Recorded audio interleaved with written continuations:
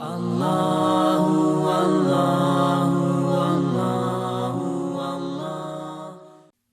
سورہ نور کی آیت نمبر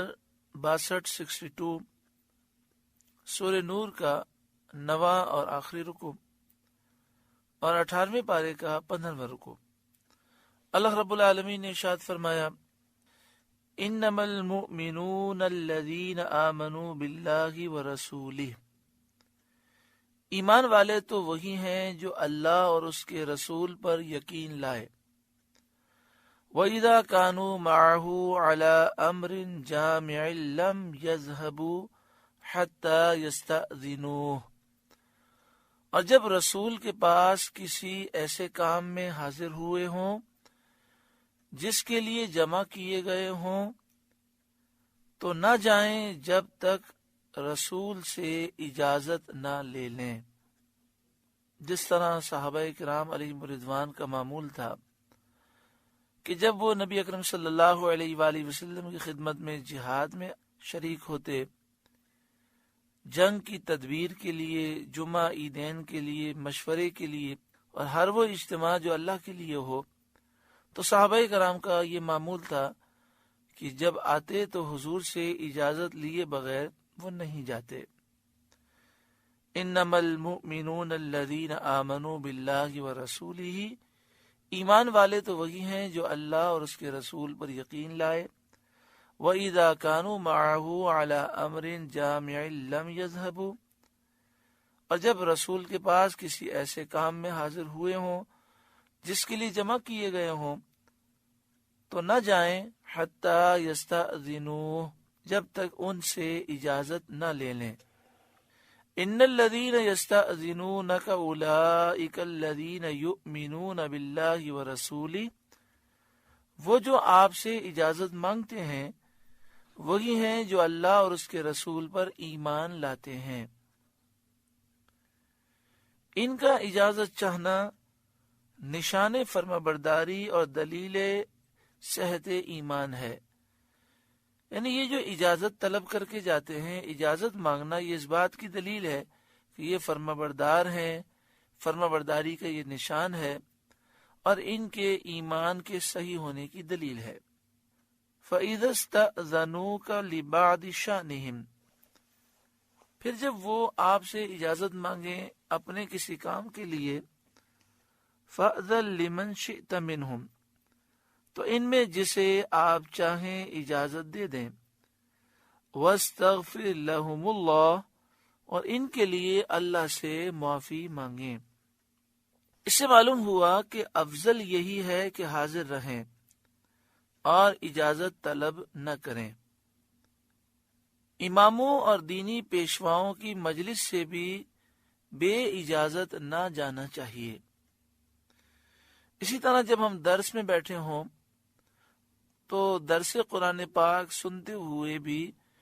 کوشش کرنی چاہیے کہ بغیر مجبوری کے اٹھ کے نہ جائیں۔ ہاں اگر مجبوری ہے تو پھر جانے میں حرج نہیں، اور جسے پہلے سے معلوم ہو کہ دوران درس مجھے اٹھ کر جانا ہوگا تو ادب کا تقاضا یہ ہے کہ وہ سب سے آخر میں بیٹھے، تاکہ اس کے اٹھنے سے پوری مجلس، پورے درس کے جتنے افراد ہیں وہ سب کی سوچیں منتشر نہ ہوں۔ معلوم ہو کہ آدھے درس سے مجھے اٹھ کے جانا ہوگا، میری مجبوری ہے، تو سب سے آخر میں بیٹھیں تاکہ جب اٹھ کر جائیں تو کوئی جو ہے ڈسٹرب نہ ہو۔ ان اللہ غفور الرحیم، بے شک اللہ بخشنے والا مہربان ہے۔ لا تجعلوا دعاء الرسول بینکم کدعاء بعضکم بعضا، رسول کے پکارنے کو آپس میں ایسا نہ ٹھہرا لو جیسا تم میں ایک دوسرے کو پکارتا ہے۔ اس آیت کے دو معنی بیان کیے گئے۔ ایک معنی یہ ہے کہ جب نبی اکرم صلی اللہ علیہ وآلہ وسلم تمہیں حکم دیں، تمہیں بلائیں، تو یہ عام لوگوں کا بلانا نہیں ہے، یہ اللہ کے محبوب کا بلانا ہے، کیونکہ جس کو رسول صلی اللہ علیہ وآلہ وسلم پکاریں، بلائیں، اس پر اجابت اور تعمیل واجب ہو جاتی ہے، جواب دینا اور حضور کے حکم پر عمل کرنا ضروری، فرض اور واجب ہوتا ہے، اور ادب سے حاضر ہونا لازم ہوتا ہے، اور قریب حاضر ہونے کے لیے اجازت طلب کرے، جب حضور بلائیں تو قریب آئے، اور مزید قریب جانے کے لیے اجازت طلب کرے، اور اجازت ہی سے واپس ہو، چونکہ نبی اکرم صلی اللہ علیہ وآلہ وسلم کا معاملہ وصال سے پہلے اور وصال کے بعد مختلف نہیں ہے، تو اسی لیے فرمایا گیا کہ جب مدینہ شریف حاضر ہوں تو اس کا مطلب یہ ہوا کہ سرکار دو عالم صلی اللہ علیہ وآلہ وسلم نے اپنے عاشق مومن کو بلایا، کیونکہ جو حضور کے عاشق ہیں، مومنین ہیں، وہ حضور کے بلاوے پر جاتے ہیں، تو خوش انسان کتنا ہوتا ہے کہ پیارے آقا صلی اللہ علیہ وآلہ وسلم نے ہمیں بلایا۔ پھر جب خاص مسجد نبوی شریف میں داخل ہونے لگے تو مستحب یہ ہے کہ وہاں کھڑے ہو کر پہلے حضور صلی اللہ علیہ وآلہ وسلم سے اجازت طلب کرے، پھر بسم اللہ شریف پڑھ کر سیدھا قدم مسجد میں رکھے، اور جب روضہ اقدس کے قریب ہونے لگے تو پھر اجازت طلب کرے، اور پھر جب وہاں سے اپنی ہوٹل کی طرف آنا ہو تو اجازت طلب کر کے آئے،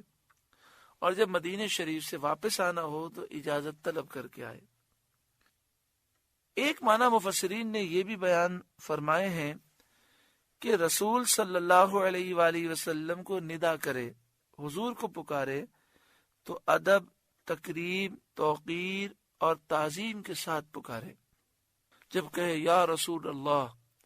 تو انتہائی ادب کے ساتھ، تکریم کے ساتھ، توقیر کے ساتھ، تعظیم کے ساتھ، آپ کے معظم القاب سے نرم آواز کے ساتھ، متواضعانہ منکسرانہ لہجے میں یا نبی اللہ، یا رسول اللہ، یا حبیب اللہ کہہ کر پکارے۔ معظم القاب یعنی جب حضور کو پکارے تو یا نبی اللہ کہے، یا رسول اللہ کہے، یا حبیب اللہ کہے، نرم آواز کے ساتھ، اور متواضعانہ منکسرانہ لہجہ، عاجزی کرنے والے کا جو لہجہ ہوتا ہے، ایک فقیر محتاج کا جو لہجہ ہوتا ہے، عاجزی کے ساتھ، اور اس حیثیت کے ساتھ کہ میں ایک انتہائی گناہگار ذرہ ناچیز ہوں، میں حضور کو پکار رہا ہوں، اس انداز میں فرمایا۔ پھر اس کو سماعت کریں۔ ایک معنی مفسرین نے یہ بھی بیان فرمائے ہیں کہ رسول صلی اللہ علیہ وآلہ وسلم کو ندا کرے، پکارے تو ادب و تکریم اور توقیر و تعظیم کے ساتھ، آپ کے معظم القاب سے نرم آواز کے ساتھ، متواضعانہ منکسرانہ لہجے میں یا نبی اللہ، یا رسول اللہ، یا حبیب اللہ کہہ کر پکارے۔ لا تجعلوا دعاء الرسول بینکم کدعاء بعضکم بعضا، رسول کے پکارنے کو آپس میں ایسا نہ ٹھہرا لو جیسا تم میں ایک دوسرے کو پکارتا ہے۔ قد یعلم اللہ الذین یتسللون منکم لواذا، بے شک اللہ جانتا ہے جو تم میں چپ کے نکل جاتے ہیں کسی چیز کی آڑ لے کر۔ اس آیت کریمہ کا شان نزول یہ ہے، منافقین پر جمعے کے دن مسجد میں ٹھہر کر نبی اکرم صلی اللہ علیہ وآلہ وسلم کے خطبے کا سننا گراں ہوتا تھا۔ انہیں نبی اکرم صلی اللہ علیہ وآلہ وسلم کا خطبہ سننا بھاری محسوس ہوتا تھا، تو وہ چپکے چپکے آہستہ آہستہ صحابہ کی آڑ لے کر وہ سرکتے سرکتے مسجد سے نکل جاتے۔ اس پر یہ آیت نازل ہوئی، قد یعلم اللہ الذین یتسللون منکم لواذا، بے شک اللہ جانتا ہے جو تم میں چپکے نکل جاتے ہیں کسی چیز کی آڑ لے کر۔ فَلْيَحْذَرِ الَّذِينَ يُخَالِفُونَ عَنْ أَمْرِهِ، تو ڈریں وہ جو رسول کے حکم کے خلاف کرتے ہیں، ان تصیبہم فتنہ، کہ انہیں کوئی فتنہ پہنچے۔ جو نبی اکرم صلی اللہ علیہ وآلہ وسلم کے حکم کی مخالفت کرتے ہیں انہیں ڈرنا چاہیے کہ کہیں ان پر کوئی فتنہ نہ آ جائے۔ فتنے کی تفسیر میں فرمایا فتنے سے مراد دنیا میں تکلیف، قتل، زلزلے، ہولناک حوادث، حادثات، ظالم بادشاہ کا مسلط ہونا، یہ مراد ہے۔ اسی طرح دل کا سخت ہو جانا، دل کا سخت ہو کر معرفت الہی سے محروم رہنا، یہ بھی مراد ہے۔ او یصیبہم عذاب علیم، یا ان پر دردناک عذاب پڑے آخرت میں۔ تو ان لوگوں کو ڈرنا چاہیے کہ اگر رسول اللہ صلی اللہ علیہ وسلم کی مخالفت کریں گے دنیا بھی برباد ہوگی، آخرت بھی برباد ہوگی۔ اللہ تعالیٰ سچی پکی توبہ نصیب فرمائے۔ یہاں پر مفسرین بیان کرتے ہیں مخالفت سے مراد یہ کہ حضور کے حکم پر عمل نہیں کرتے۔ حضور کے حکم پر عمل کرنا واجب ہے، تو فرمایا انہیں ڈرنا چاہیے کہ کہیں ہو سکتا ہے ان کی آخرت برباد ہو جائے، آخرت میں عذاب ان پر مسلط ہو، اور ہو سکتا ہے دنیا میں انہیں تکلیف پہنچے،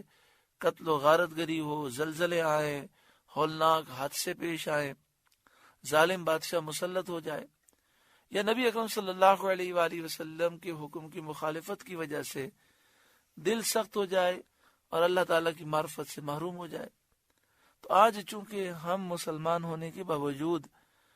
بات بات میں نبی اکرم صلی اللہ علیہ وآلہ وسلم کی نافرمانی کر رہے ہیں، گناہ کر رہے ہیں، اسی لیے چاروں طرف مصیبتیں ہی مصیبتیں ہیں۔ آگے شاید فرمایا الا ان للہ ما فی السماوات والارض، سن لو